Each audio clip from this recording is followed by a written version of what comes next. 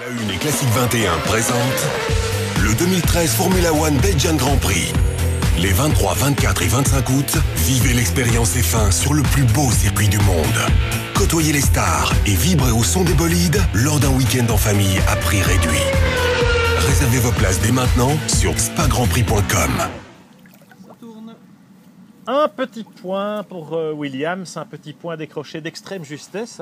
C'était à Budapest avec Pastor Maldonado pour finalement être classé 9e dans la hiérarchie des constructeurs à mi-saison. Ziv, on ne peut pas dire que Williams fête dignement son 70e anniversaire ou le 601e ou 2e Grand Prix comme ils l'ont fait.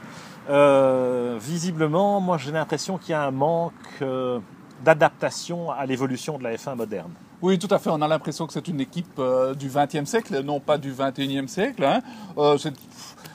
Frank le pauvre, bon, il a déjà un certain âge et tout le management est un peu sclérosé, on a l'impression.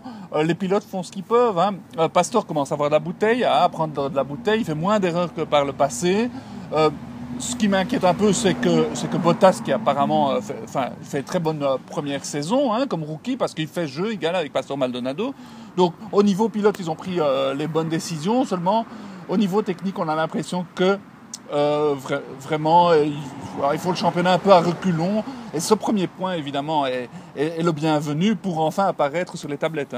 Mais ils se sont fourvoyés, clairement, sur le plan technique. Alors, il y a eu beaucoup de changements chez Williams ces dernières années. Patrick Head qui est parti, Adam Park a mis en place une nouvelle structure, Sam Michael qui était l'homme fort du département technique et qui finalement a payé les pots cassés et se retrouve maintenant chez McLaren. Ils ont été chercher Mike Coughlin parce que quelque part, un vrai concepteur avec une vraie expérience, ça ne court pas les rues.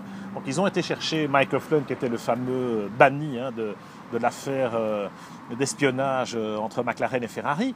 Mais bon, Mike Coughlin, comme tu parles du XXe siècle, je crains que c'était plus un ingénieur du XXe siècle. Et ce qui m'inquiète un peu, pour être honnête, c'est le fait qu'il remplace maintenant Mike Coughlin en cours de saison par Pat Symonds, qui est lui-même exactement dans la même philosophie, la même génération, la même lignée. Alors Pat a certainement plus d'expérience qu'un Coughlin, plus une personnalité un peu plus fédératrice, avec une vision un peu plus latérale de son job. Pat aussi a été pris quand même dans le scandale de Singapour. Donc chez Williams, c'était un peu tous les bannis qui s'y retrouvent, c'est un peu caricatural. Mais quelque part, ils y vont parce que j'ai presque envie de dire, entre guillemets, ils échouent là. C'est parce qu'il n'y a pas vraiment d'alternative ailleurs. Ils doivent se refaire une santé. Simons, il vient de Marussia, voilà. Voilà, Pat Symonds, il a fait du bon boulot chez Marussia, mais dans le fond, c'est vrai que c'est un peu cette ancienne école anglaise où on a du bon sens, on sait gérer une écurie, seulement amener la performance, bon, c'est le rôle de ces jeunes ingénieurs aérodynamiciens, des petits génies. Il manque un peu de ça chez Williams. Je pense qu'il manque tout simplement de moyens. C'est-à-dire qu'on sait qu'il y a des pétrodollars de Maldonado, mais bon, c'est pas avec ça qu'on peut vraiment alimenter.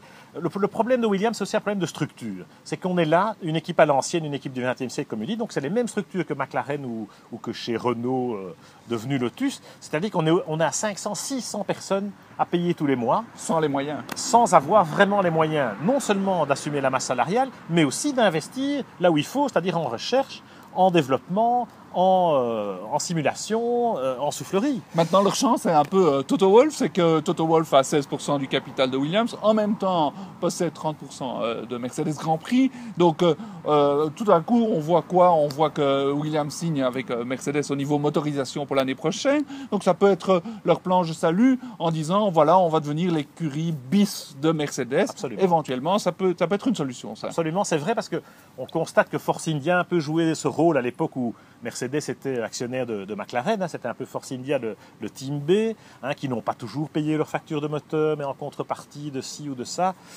Di Resta était un pilote Mercedes, Hülkenberg était quand même allemand, etc.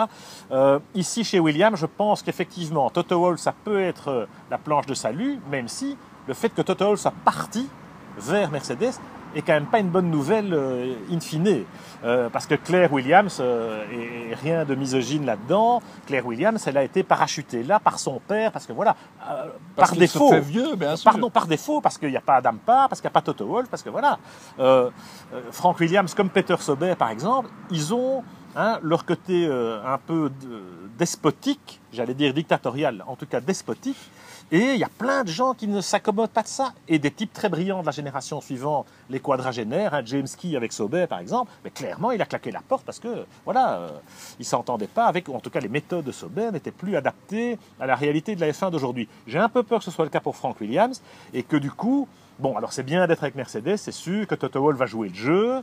Alors, on avait élaboré dans F1i Magazine un scénario où Ross Brawn reprendrait les parts de Toto Wolff et irait chez Williams jouer un rôle justement de leader technique qui manque un peu. Bon, après enquête, mes infos me disent qu'entre Toto Wolff et Ross Brawn, c'est tellement tendu que même ça ne marchera pas non plus. Ou en tout cas parce que l'idée était bonne. En tout cas pas au prix où Wolff estime ses actions Williams. Et de toute façon, elles sont cotées, les actions Williams, donc voilà.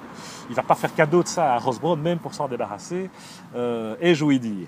Voilà, donc voilà ce qu'on peut dire de Williams. Avec Mercedes, bon, ils sont 9e au championnat, ils ont marqué un point par la fenêtre, grâce à Pastor, à son opiniâtreté. Bottas marchait un tout petit peu quand même sur la réserve, parce qu'on l'annonçait comme... le nouveau Finlandais volant. Alors, ok, il est solide, il est finlandais, il ne fait pas de faute, etc. Mais je ne trouve pas de trait de génie, en tout cas dans sa première moitié de saison. Maintenant, sauf aux essais au Canada où il a été exceptionnel. Sauf sous la pluie à Montréal, c'est vrai, où là, il a profité des circonstances pour montrer qu'il avait peut-être ce petit quelque chose. On aimerait le voir plus souvent. Voilà. Bonne chance donc et bon vent à cette équipe. Bonne chance, Frank.